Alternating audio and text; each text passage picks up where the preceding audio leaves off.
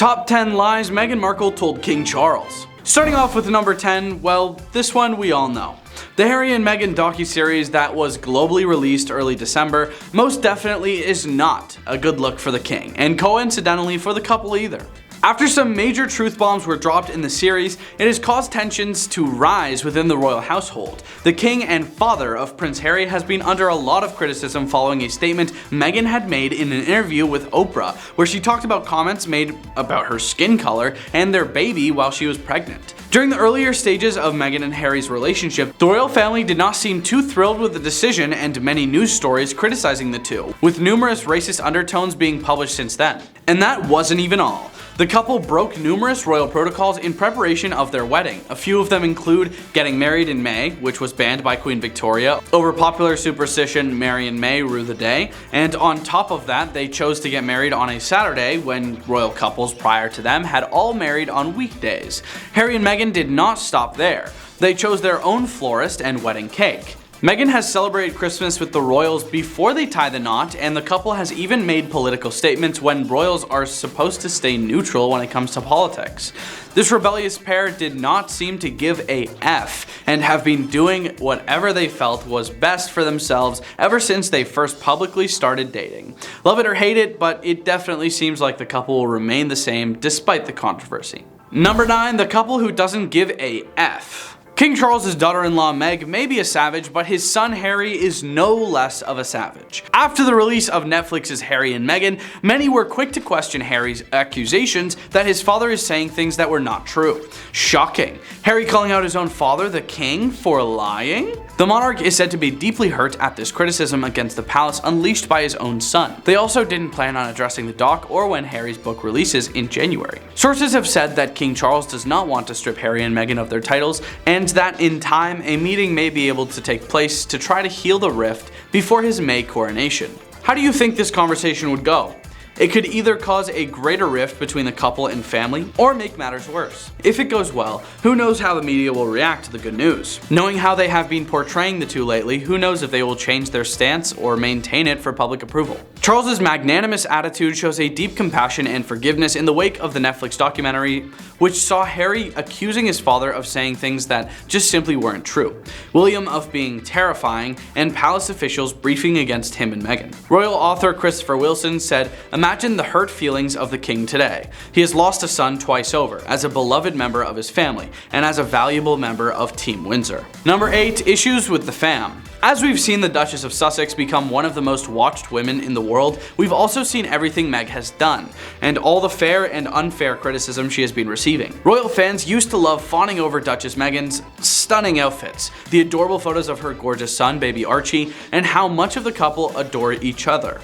So when they made the decision to step down and every moment after that, not only did this cause a whirlwind of hate towards Markle, but it was quite humiliating for the royal family to watch all the attention and backlash that was caused. This also caused relations to sour between the dukes and duchesses of Cambridge and Sussex. As happy as they seem in pictures together, it comes as no surprise that there have always been issues between Kate and Meghan, and eventually William and Harry. The past few times the brothers had spoken was strictly regarding business. Yikes. It's crazy to see how fast disagreements can cause rifts between families, and although we may not know the full story, it is quite embarrassing to see these royal adults having these constant battles that go to extreme measures and the twisting of truths. Number 7, Fab 4 breakup.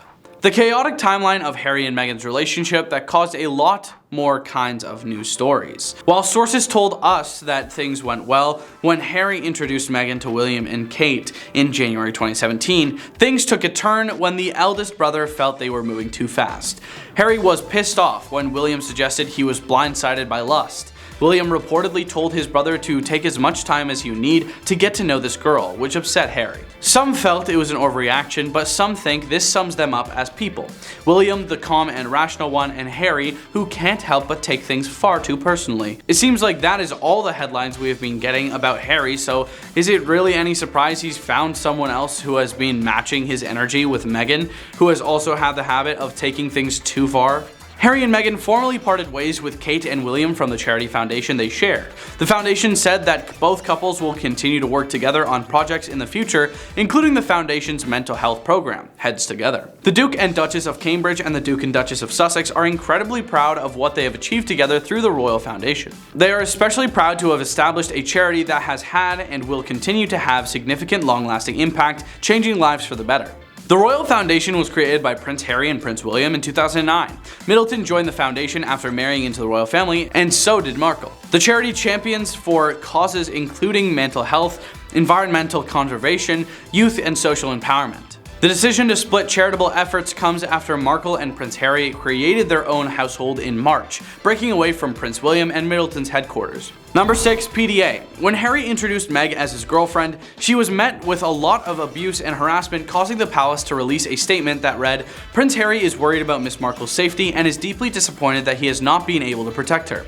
It is not right that a few months into a relationship with him that Miss Markle should be subjected to such a storm," the November 2016 statement read. He knows commentators will say this is the price she has to pay and that this is all part of the game. He strongly disagrees. This is not a game. It is her life and his. The following month, reports surfaced that the palace wasn't happy Meghan sported an H initial necklace during a December 2016 outing, as it perpetuated additional headlines about their romance. While PDA is frowned upon, this may not have seemed like such a big deal, but many were quick to notice her dismissal of the rules set by the monarchy. What do you think? Is this a fair criticism, or do you think it's a bit over the top? Number 5. Breaking protocol. In number 5, the gesture Meghan made against the king, speaking of remaining neutral when it comes to politics, it seems like Meg was trying to make a point by going to vote even though royals are forbidden to do so. After she posted a picture of her wearing a sticker indicating that she had gone to vote, it was not well received in the UK. And even though she is no longer an official member of the royal family, she's not permitted to abide by those laws. But it definitely is savage of her to do this knowingly, since she is married into the family. Many others were not surprised at this act because she has been known to be an activist and stands firmly in everything she believes in.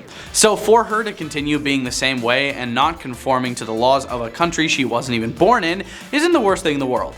What do you think? Did Meg take it too far by publicizing her choice to vote? Number 4. Tension between the Fab Four. Before Harry and Meghan got engaged, there was reported tension between the couple and the Middleton family over her potential attendance at Pippa Middleton and James Matthews' May 2017 nuptials.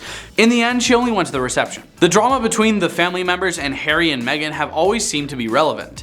For the most part, the royal family didn't appreciate how many protocols the couple had broken, but then again, the two didn't seem to have a problem with it, so they continued to do so. Number 3. Meghan's Shady Family. When Meghan's father, Thomas Markle, opted not to attend her May 2018 nuptials after he was caught staging photos with the paparazzi, Prince Charles stepped in to walk her down the aisle. There were conflicting reports, however, about Meghan and Kate's relationship at this time, with some outlets claiming the women fought about Princess Charlotte's outfit for the wedding. According to Meghan, Kate was the one who made her cry during a disagreement about dresses. That was a turning point, the narrative with Kate. It didn't happen, Meghan said during an interview on CBS in March 2021. A few days before the wedding, she was upset about flower girl dresses and it made me cry. It really hurt my feelings. She was upset about something, but she owned it. And she apologized. And she brought me flowers and a note apologizing. And she did what I would do if I knew that I hurt someone, right? To just take accountability for it. There were also reports that the Queen didn't approve of Meghan's tiara choice. The Finding Freedom authors suggested that Queen Elizabeth's official dressmaker, Angela Kelly, was the one who had issues with Meghan's pick, the Queen Mary Diamond Bandeau tiara. Number 2. Making headlines. In November 2018, Harry and Meghan made headlines for moving to Frogmore Cottage in Windsor. Sources told us in December 2018 that Meghan struggled with royal rules regarding the press after she made headlines when her personal assistant, Melissa Tubati, and secretary, Samantha Cohen, quit 6 months after the pair's nuptials. "It's just been frustrating and stressful to have no voice," a royal insider told us. "She's always relied on her own voice to stand up for others and for herself, so not being able to say anything is a debilitating feeling. She's always been so independent her entire life, and that's all been taken away from her. She's always been able to clap back on social media, and now she can't." There were also reports at the time that palace staff didn't trust Meghan.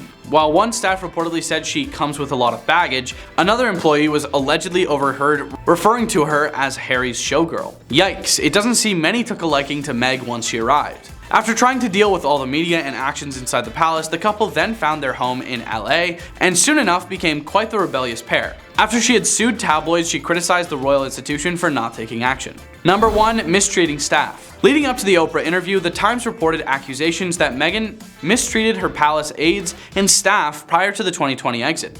While Meghan denied the allegations, noting in a statement to us in March 2021 that she was saddened by the latest attacks on her character, the palace revealed they were investigating the claims. We are clearly very concerned about allegations in the Times following claims made by former staff of the Duke and Duchess of Sussex, the statement read. Accordingly, our HR team will look into the circumstances outlined in the article. Members of staff involved at the time, including those who have left the household, will be invited to participate to see if any lessons can be learned. The royal household has had a dignity at work policy in place for a number of years and does not and will not tolerate bullying or harassment in the workplace. According to an insider, the couple's inner circle believes that Buckingham Palace's statement was a direct response to the upcoming interview. What are your thoughts? Do you think they were being genuine about their efforts or trying to get the two to not reveal anything too problematic going on in the household?